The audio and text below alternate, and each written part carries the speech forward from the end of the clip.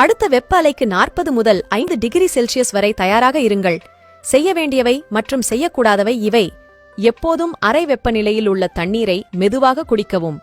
குளிர்ந்த அல்லது ஐஸ் தண்ணீர் குடிப்பதை தவிர்க்கவும். தற்போது மலேசியா, இந்தோனேசியா, சிங்கப்பூர் மற்றும் பிற நாடுகளில் வெப்ப அலை நிலவுகிறது.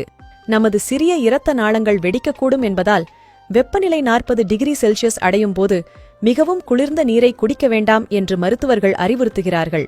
ஒரு டாக்டரின் நண்பர் ஒரு நாள் மிகவும் வெப்பமான நாளிலிருந்து வீட்டிற்கு வந்ததாக தெரிவிக்கப்பட்டது. அவர் அதிகமாக வியர்த்துக் கொண்டிருந்தார். மேலும் அவர் தன்னை விரைவாக குளிர்விக்க விரும்பினார்.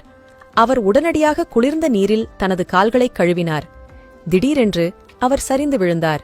மருத்துவமனைக்கு கொண்டு செல்லப்பட்டார். வெளியில் வெப்பம் 38 டிகிரி செல்சியஸ் அடையும் போது வீட்டிற்கு வந்ததும் குளிர்ந்த நீரை குடிக்காதீர்கள். வெதுவெதுப்பான நீரை மட்டும் மெதுவாக குடிக்கவும்.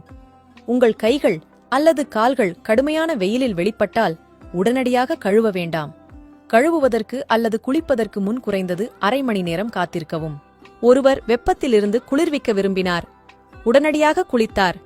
குளித்த பிறகு அந்த நபர் கடுமையான தாடை மற்றும் பக்கவாதத்துடன் மருத்துவமனைக்கு கொண்டு செல்லப்பட்டார். வெப்பமான மாதங்களில் அல்லது நீங்கள் மிகவும் சோர்வாக இருந்தால் உடனடியாக குளிர்ந்த நீரை குடிப்பதை தவிர்க்கவும். ஏனெனில் இது நரம்புகள் அல்லது இரத்த நாளங்கள் சுருங்குவதற்கு வழிவகுக்கும்.